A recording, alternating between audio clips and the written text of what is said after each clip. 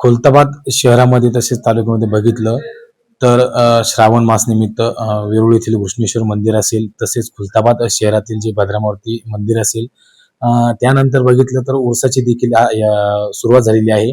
आणि यामध्ये बघितलं तर पोलिसांचा देखील मोठा फौजफाटा तैनात करण्यात आलेला आहे. आणि आता जर बघितलं तर या ठिकाणी गर्दीचं प्रमाण आपल्याला वाढतच दिसतं आणि यात जे लहान बालकं आहे, हे बालकं हरवण्याचं देखील प्रमाण वाढत असतं. यावर नेमकं पोलिसांनी काय उपाययोजना केल्या ते स्वतः आपण त्यांच्याकडनं जाणून घेऊया. सर नमस्कार.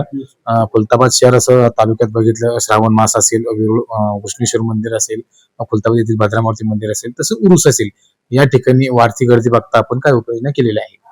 आम्ही हजरत जरबरी उर्स बक्ष उरूस जो आहे त्या ठिकाणी, तसेच वेरूळ येथील घृष्णेश्वर मंदिर आणि भद्रामारुती या ठिकाणी स्वतंत्र पोलीस मदत केंद्रे उभारलेली आहेत. मागच्या 24 तासामध्ये आम्हाला त्या ठिकाणी 10 लहान बालके व एक वयोवृद्ध इसम मिसिंग झाल्याबाबतची माहिती मिळालेली होती. आमच्या मदत केंद्राद्वारे अनाउन्सिंग करून, तसेच आमचे जे कर्तव्यावर पोलीस आहेत त्यांचे फोटो त्यांना ग्रुपवरती पाठवून सदरची 10 लहान बालके व एक वयोवृद्ध इसम त्यांच्या पालकांच्या ताब्यात सुखरूपपणे देण्यात आलेली आहे. या मदत केंद्रामुळे नागरिकांना खूप मोठ्या प्रमाणात मदत होत असे, तसेच त्यांनी याबाबतीत समाधान व्यक्त केलेले आहे. सर एकीकडे बघितलं तर काल दुसरा श्रावण सोमवार होता आणि या ठिकाणी भाविकांची मोठी गर्दी दर्शनासाठी घृष्णेश्वर इथे आली होती. आणि याच ठिकाणून बघितलं तर एका महिलेची पर्स देखील चोरीला गेली होती. अगदी बरोबर आहे. सदरची महिला ही दिल्लीवरून महाराष्ट्रातले जे ज्योतिर्लिंग आहे ते पाहण्यासाठी आलेली होती. ती एकटी होती आणि तिच्यासोबत काही सामान होतं. ती बसमध्ये उतरताना तिचं महत्वाची पर्स, त्या पर्समध्ये रोख रक्कम 15,000 रुपये व अंदाजे 1.5 लाखाचे दागिने ती बसमध्ये विसरलेली होती. बसमध्ये उतरल्यानंतर तिच्या लक्षात आलं की ती पर्स त्या बसमध्येच राहिलेली आहे. तर त्या ठिकाणी आमचे पोलीस उपनिरीक्षक राजेश पाटील यांना तिने संपर्क साधला. राजेश पाटील यांनी तिच्या बसच्या तिकिटावरून त्या बसचा मार्ग काढला.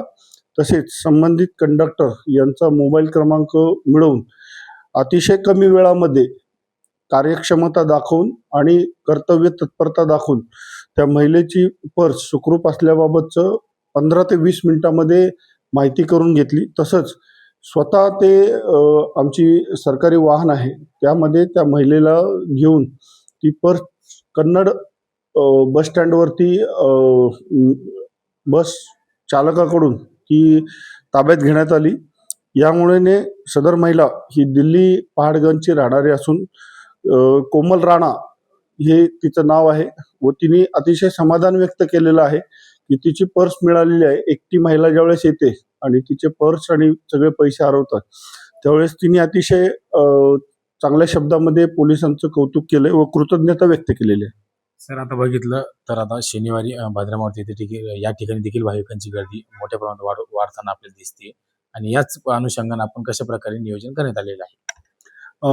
यापूर्वी आम्ही त्यांना कॅमेरा सिस्टीम बसवण्याबाबत कळवलेलं आहे, तसेच प्रशासनाने बसवलेलं आहे. आम्ही आमच्या मदत केंद्राद्वारे आणि त्या ठिकाणी असलेल्या कॅमेऱ्याच्या CCTVच्या नियंत्रण कक्षाद्वारे सर्व बंदोबस्तावर देखरेख ठेवत असतो.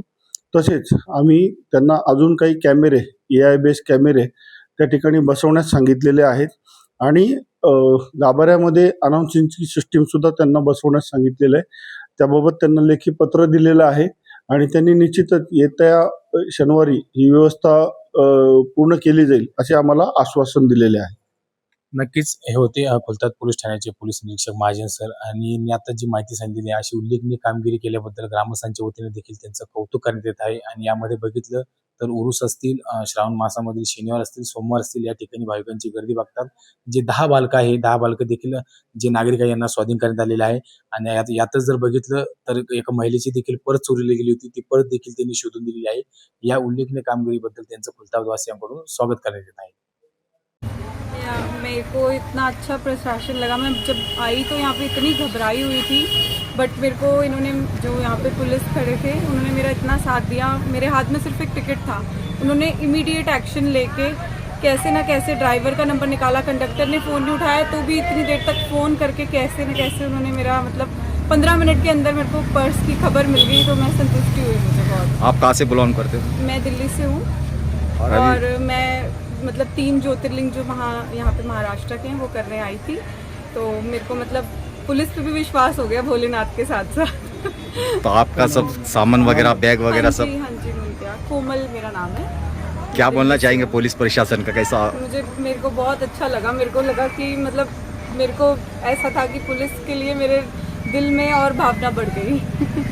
नवनवीन घडामोडी पाहण्यासाठी स्टार महाराष्ट्र न्यूजला सबस्क्राईब करा आणि ताज्या बातम्यांचे अपडेट मिळवण्यासाठी बेल आयकॉनला प्रेस करा आणि परिपूर्ण बातमीबरोबर रहा, इतरांपेक्षा एक पाऊल पुढे।